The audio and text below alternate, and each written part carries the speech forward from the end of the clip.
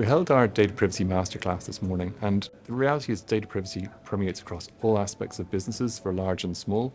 So people need to know what's going on. They need to know recent developments, whether it's in terms of guidance and case law. And what we sought today was to bring that out in a practical way. I made a number of key points this morning. One, subject access requests are effectively inevitable.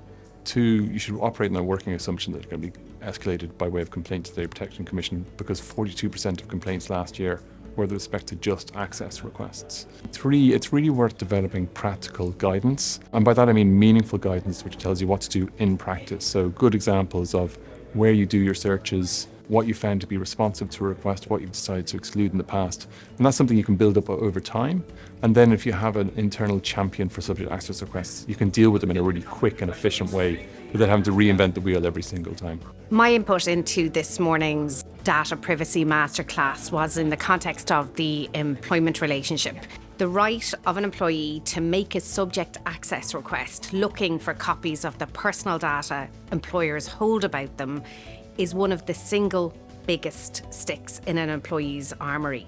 Employers have to be super careful about what personal data they hold and retain about employees.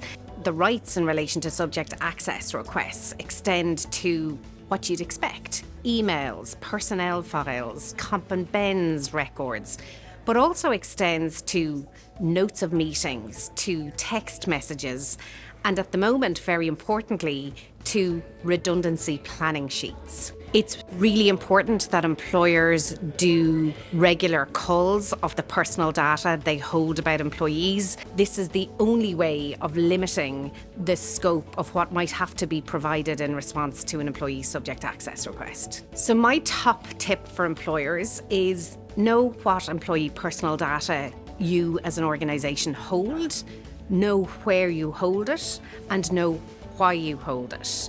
You have to always bear in mind that whatever personal data you retain may ultimately have to be shared with an employee in response to a subject access request. And while it goes against the grain of all of my training as a lawyer, notes in this case are usually the enemy.